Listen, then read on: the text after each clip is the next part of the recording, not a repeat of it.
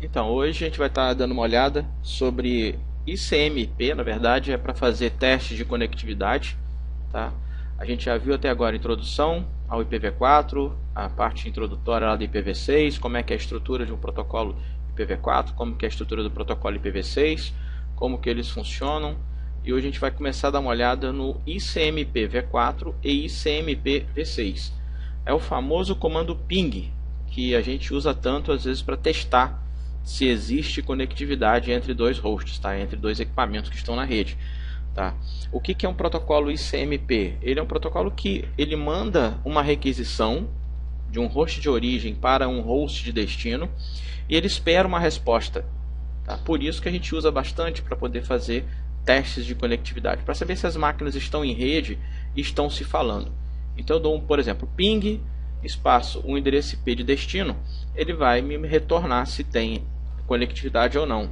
Então se eu vier aqui, por exemplo, e digitar um prompt de comando aqui na minha máquina, e eu der um ping para www.google.com.br, eu vou saber se existe conectividade entre a minha máquina e entre o servidor Google.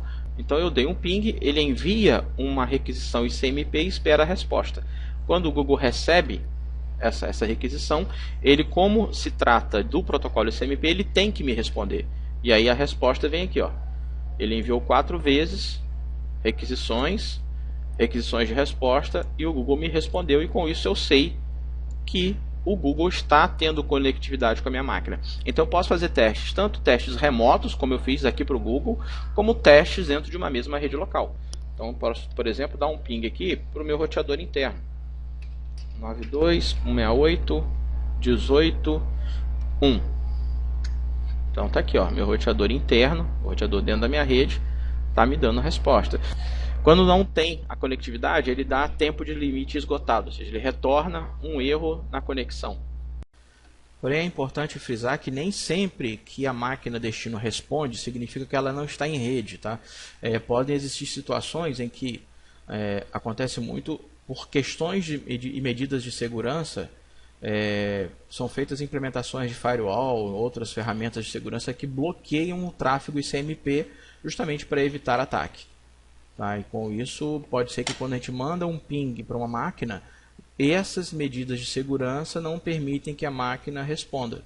E aí a gente para nós vai ser como se ela estivesse offline, mas na verdade ela pode estar conectada, porém com esses bloqueios de ICMP não existe resposta. Então o ICMP, um protocolo de melhor esforço dentro da pilha de protocolos do TCP/IP, tá? Também está lá na camada de rede lá do modelo OSI, junto onde acontece o endereçamento IP. ICMP v4 para endereçamento IP versão 4 e ICMP v6 para endereçamento IP versão 6. Aqui eu tenho um exemplo. Se host 2 está acessível, ele vai pingar 31, tá vendo? São redes diferentes, mas como eu tenho roteadores interligando redes diferentes, ele vai ter resposta, porque o roteador faz a conectividade. Então ele respondeu e com isso ele mostra que há conectividade. Tá? Então aqui ele está falando o que são essas mensagens ICMP comuns, tá? Então, tanto para IPv4 quanto para IPv6, confirmação de host, destino ou serviço inalcançável quando não consegue obter uma resposta do host de destino. A mesma coisa, tempo excedido.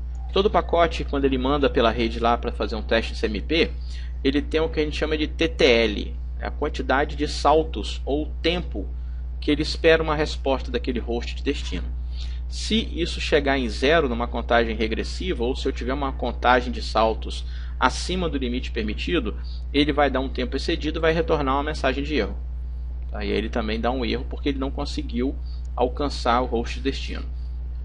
Redirecionamento de porta, porque muitas vezes se eu tenho uma rota pré-estabelecida e aquela rota redirecionamento de rota, falei porta.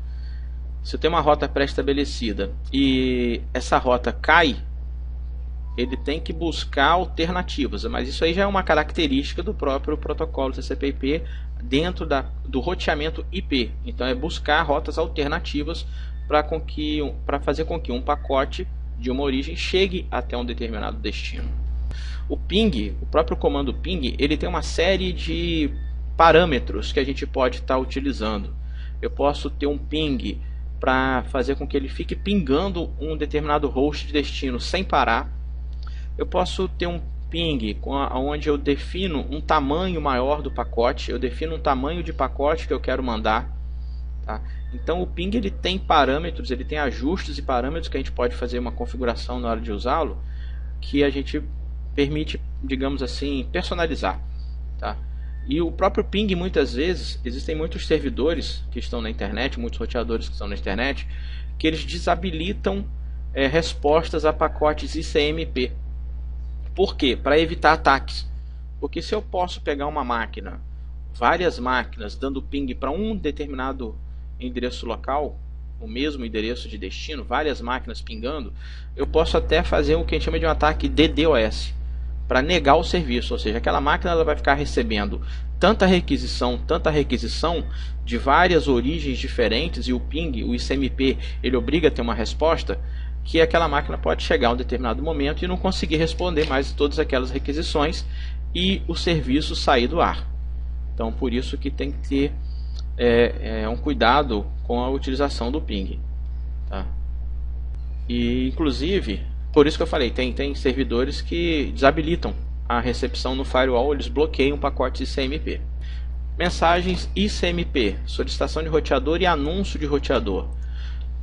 O IPv6, a gente viu que ele tem parâmetros de autoconfiguração, certo? Então ele tem uma autoconfiguração, às vezes com endereçamento de link local. Então o que acontece em redes IPv6, por exemplo, entre roteadores, entre o roteador e um computador? Tá? Ele geralmente, o que o roteador pode fazer? Ele pode fazer o que a gente chama de RA. RA, a sigla é no inglês, mas vem de anúncio do roteador. Ou seja, o roteador anuncia na rede, tá, via um endereço multicast IPv6. A gente sabe que endereço multicast é um endereço que vai ser destinado a grupos. Então ele anuncia na rede o seu endereçamento IPv6. E aí, se eu tenho um determinado computador que pode mandar na rede uma requisição de roteador, ou seja, ele pode solicitar na rede se existe um roteador IPv6, e aí esse roteador IPv6 respondendo, dizendo que ele é um roteador que está rodando IPv6, eles podem se atribuir, ou o próprio roteador pode oferecer endereços IPv6 de uma mesma faixa, de uma mesma rede, para que eles fiquem no mesmo segmento de rede lógica. E aí, quando o computador quiser acessar endereços de destino diferentes da rede local, do segmento lógico que ele estiver, ele consegue mandar para o roteador, porque muitas vezes o roteador ele se anuncia também como sendo o gateway daquela rede. A gente sabe que o gateway é quem? É o cara que vai disparar para um endereço de destino que estiver fora da sua rede local. Ele encaminha aquele tráfego para lá. Então aqui a gente tem mensagens entre um roteador IPv6 e um dispositivo IPv6 na rede. O roteador o computador pode fazer uma solicitação de roteador, que é o RS. O computador envia para a rede essa solicitação. O roteador que roda IPv6, ele pode fazer o anúncio de roteador, ou seja, ele anuncia para a rede que ele é um roteador IPv6. Também posso ter mensagens entre dispositivos IPv6, que são mensagens de vizinhos, mensagens de anúncio de vizinhos. Então os roteadores também eles podem trocar informação informando suas rotas de redes vizinhas, de redes diretamente conectadas para outros roteadores. Isso tudo faz a comunicação e o tráfego via protocolo IPv6 também. Então, aqui dando sequência na solicitação, ou seja, primeiro ponto, ele envia o seu anúncio de IPv6 para a rede, o computador detecta que há um anúncio e faz uma solicitação de IPv6 para essa rede, solicitação ao roteador. O roteador conhece o seu endereço IPv6, mas qual o seu endereço MAC? Então ele faz uma solicitação de vizinho dentro da mesma rede, através de ICMP, para ver se há conectividade. O computador devolve esse anúncio de vizinho, dizendo assim, estamos na mesma rede, estamos na mesma faixa de IP, aqui endereçamento IPv6. E com isso, eles podem fazer o anúncio multicast no setor. Então o que acontece? Quando o roteador quer direcionar um pacote multicast para um determinado destino, ele pode mandar aquele pacote para um endereço multicast IPv6. Todos daquele grupo vão receber, porque o multicast vai para o grupo, todos daquele grupo vão receber, porém, quem realmente for o destino é o que recebe o pacote para poder utilizar e confirmar a recepção. Porém, os outros podem receber, não sou eu, pode descartar, mas eles podem receber os anúncios dos vizinhos de endereçamento IPv6. E lembrando que isso tudo acontece aonde? Em protocolos ICMP, ICMP v6, ICMP versão 4 para endereçamento IPv4.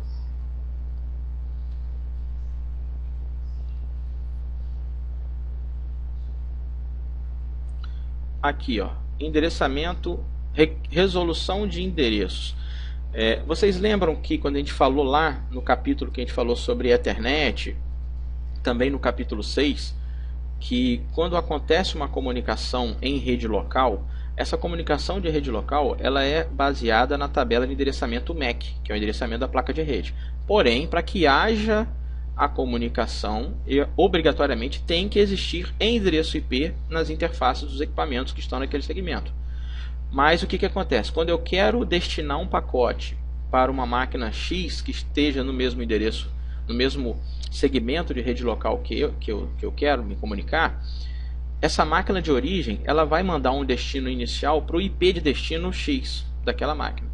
Mas ela vai consultar na sua tabela ARP, que é no seu buffer da placa de rede local, da sua própria placa de rede, se existe na tabela ARP uma associação entre aquele endereço IP de destino e o endereço MAC daquele IP de destino. Por quê? Porque se a comunicação em rede local, ela tem que direcionar para destino, como destino, o endereço MAC daquele destino, porque ela vai saber que está no mesmo segmento lógico, porque ela consulta. O computador ele consulta a sua própria tabela de roteamento e ele verifica, olha, o endereço IP de destino está na mesma rede lógica que eu estou. Então a comunicação tem que ser via camada 2 do modelo OSI, que é a camada de enlace, utilizando através do endereçamento MAC.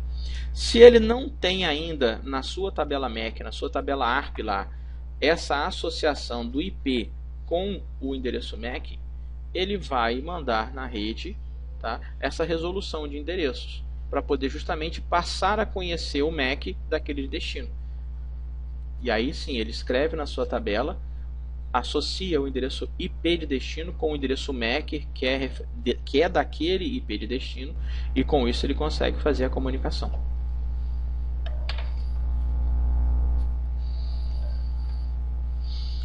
Detecção de endereço duplicado, ou seja, quando um dispositivo recebe um unicast global, a gente viu que um unicast global ou unicast de link local, a gente viu que endereçamento IPv6 unicast é aquele somente uma máquina tem, né, um determinado endereço. O global é aquele que pode ser roteado na internet. Link local é aquele que muitas vezes ele é auto-atribuído para uma máquina que tem a pilha de IPv6, mas não teve uma atribuição manual, ninguém foi lá, um administrador de rede fez um endereçamento manual, ou não existe um DHCP na rede para fornecer endereçamento IP. Então o link local é aquele que é auto-atribuído, tá? Então quando um dispositivo recebe um unicast global ou endereço unicast de link local, é recomendável usar a detecção de endereço duplicado para garantir que ele é único naquela rede. Então ele verifica se existe outro endereço IP parecido com o dele ou igual ao dele. Se tiver igual ao dele, não pode funcionar, porque dois endereços IPs numa mesma rede dá conflito de IP. Tá? Então eles fazem esse teste, tá? Para verificar a exclusividade de um IP. O dispositivo enviará uma mensagem de NS. NS é qual tipo de mensagem? Solicitação de vizinhos, com o seu próprio IPv6 e como IPv6 de destino, para poder justamente, ele manda um pacote na rede para solicitação de vizinhos, enviando com o seu próprio IP como IP de destino. Então ele, tipo assim, eu pego o meu próprio endereço, mando para quem é meu vizinho, as máquinas que são minhas vizinhas, um pacote destinado ao meu IP. Se alguém me der uma resposta que esse que recebeu, né? Ah, sou eu. eu já sei que há conflito de IP nessa rede. Tá? Então isso é a detecção de endereço duplicado. E aí o ping, o famoso ping que a gente acabou de ver agora há pouco. Tá? Então o ping testa a pilha local. O ping eu posso utilizar também para testar a minha própria máquina, testar a minha própria pilha do protocolo TCP/IP se ela está instalada de maneira correta. Tá? Então se eu der um ping para o endereço IPv4 127.0.0.1, toda vez que eu fizer referência a esse endereço IP 127.0.0.1, esse IP é o que a gente chama de IP de loopback, ou seja, é o IP loopback, sou eu mesmo, tá? É a própria máquina. Então toda vez que eu der um ping para o IP 127.0.0.1 ou ping localhost, eu vou estar estou fazendo um teste da pilha do protocolo de TCP/IP da minha própria máquina, para saber se a pilha está funcionando corretamente.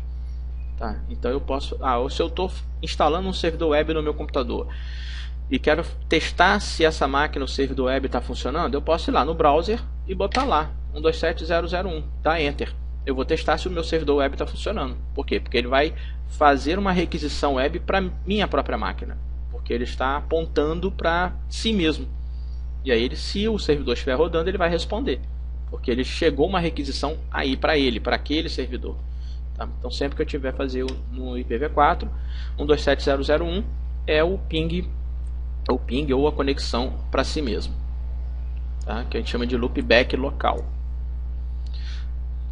IPv6, qual é o loopback local para IPv6? 2.2.1. Então tá aqui.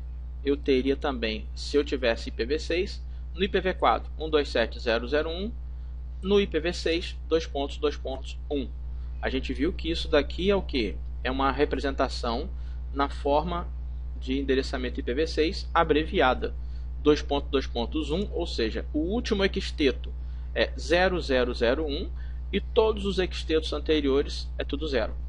Tá? Então a gente tem aí 8 ecstetos, onde eu tenho 7 ecstetos totalmente de zeros em hexadecimal e o último ecteto 001. Então isso daqui é a representação de loopback em IPv6. 127.0.0.1 já é a representação de loopback em IPv4. Loopback, estou fazendo uma comunicação com a minha própria máquina. Tá? E aí, testando a conectividade, mais um exemplo aqui, ou seja, eu tenho uma máquina aqui com IP 10.0.0.1, onde eu tenho um switch e tenho um roteador cujo IP 10.0.0.254. Máscara 255.255.250, máscara do computador também 255.255.250. E aí eu quero testar para saber se há comunicação entre o meu computador e o meu roteador. Observem que esse endereço IP do roteador está na interface FAST 0/1 do roteador. Essa interface é a interface que está na mesma rede local do meu computador aqui embaixo, ou seja, está no mesmo segmento. Então se eu der um ping aqui no computador, abrir o prompt de DOS dele, prompt de comando, e vier aqui, ó, ping espaço 10.0.0.254, eu vou estar pingando quem?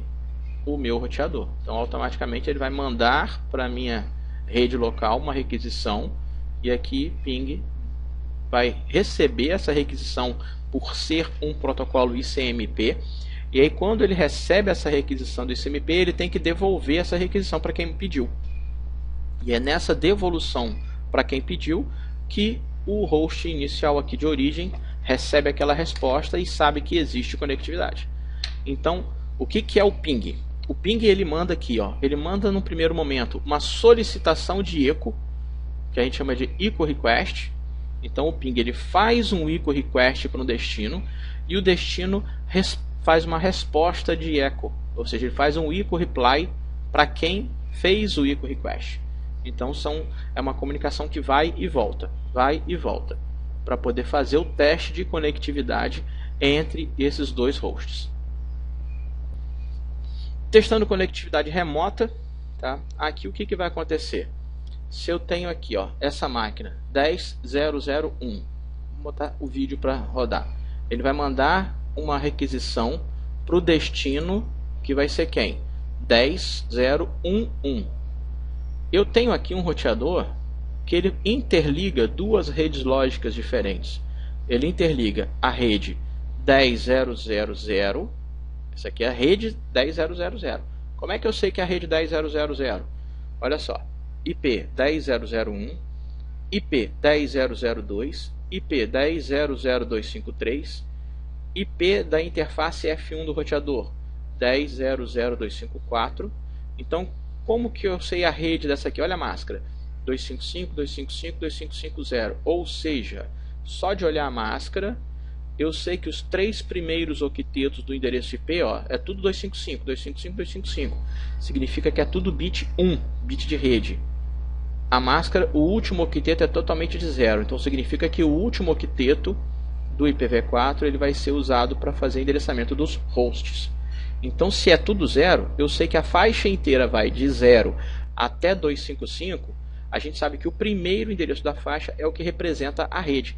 Então, qual é essa rede aqui da esquerda? Já está até aqui, ó, F1, a rede é 10.0.0.0, é o primeiro IP da faixa.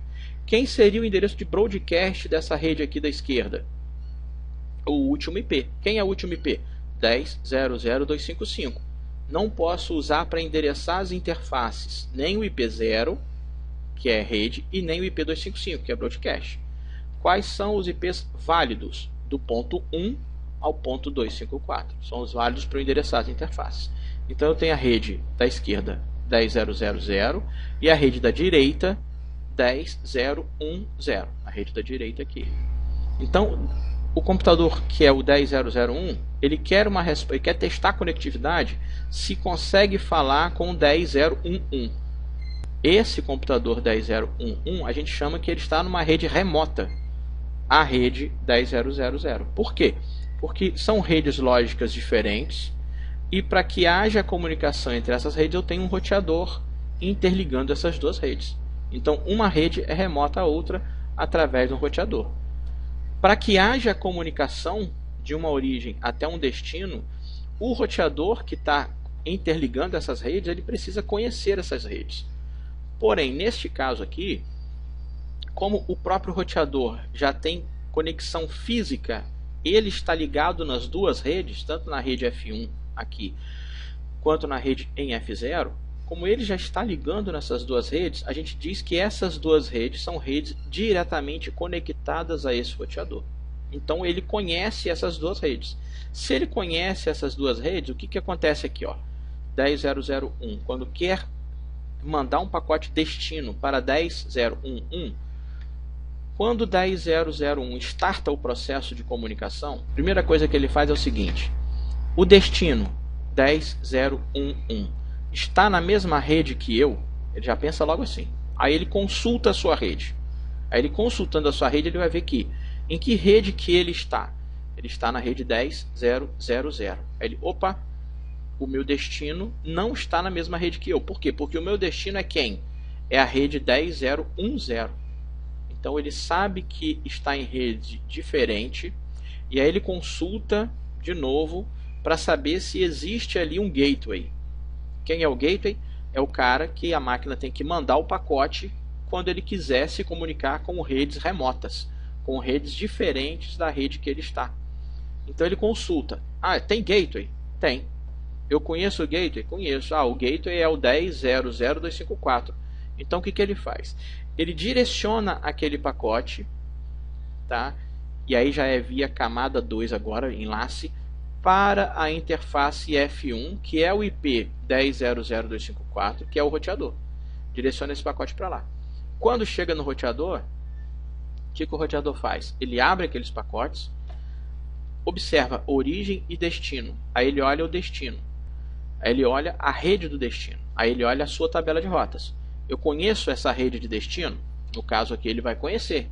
Por que ele vai conhecer? Porque está ligada a ele, ó, diretamente conectada a ele. Então ele conhece a rede 10.0.1.0. Ele sabe que essa rede é o destino. Aí ele vê qual é o IP de destino, 10.0.1.1. Aí ele encaminha então para o IP de destino. Por quê? Porque ele conhece aquela rede de destino. Então ele vai fazer a comunicação. Quando o 10.0.1.1 for responder, o processo é o mesmo. Ele encapsula a mensagem, encapsula o pacote, bota endereço de destino como a rede 10.0.0.0 com o IP de destino 10.0.0.1 e encaminha para o roteador. Por quê? Porque é uma rede diferente da rede que ele está. E aí ele encaminha para lá. Eu faço um teste de ping através de redes remotas, igual ao ping que eu dei agora há pouco aqui para testar o Google. Ou seja, o Google não está na mesma rede que eu estou. Então ele encaminha para o meu roteador e o meu roteador encaminha isso para a internet. Traceroute. Aqui já é outro comando que a gente tem para testar a conectividade. A diferença do TraceRT para o ping é porque o ping ele manda diretamente para o destino e me devolve essa resposta. Já o TraceRT ele traça a rota. Então ele vai mostrando para mim todos os saltos de uma origem até um destino. Ele vai passo a passo me dizendo por onde está passando até chegar no destino. Então é o TraceRT. A sintaxe é a mesma do ping. O ping, quando eu quero testar uma conectividade, eu dou ping e o endereço do destino. Pode ser o IP ou pode ser o nome do domínio. O TraceRT, a mesma coisa. Eu vou botar TraceRT, espaço, o endereço IP do destino. E ele vai me traçar os saltos um a um. Então aqui no caso, ó, 10.0.0.1. Mandou primeiro para onde? Ele quer o IP de destino 926812. Então ele vai mandar um salto um a um até chegar no destino. Ó, ele já disse que o primeiro salto, o segundo salto, se ele der o tempo excedido, ou seja, porque é aquilo que eu falei, todo pacote IP, quando a gente está mandando lá o ICMP, ele tem um tempo de resposta, tá? Então ele vai tentando montar e vai dando uma resposta porque ele tem um tempo limite. E esse tempo limite vai esgotando, mas ele está indo lá, traçando a rota, traçando a rota. TTL3 significa o quê? O terceiro salto. Então, ó, 1, 2, 3. Então aqui já é o terceiro salto. TTL4, quarto salto. Vai passar o quê? 1, 2, 3, 4. Chegou no destino. Então aqui já foi o quê? Já foi o quarto salto. Ele demorou 4 saltos, digamos assim, 4 tentativas, existem 4 equipamentos intermediários, existem 3 equipamentos intermediários até chegar no quarto salto, que é o destino dele. E ele vai mostrando numa listagem para mim a rota, salto a salto, até chegar no destino.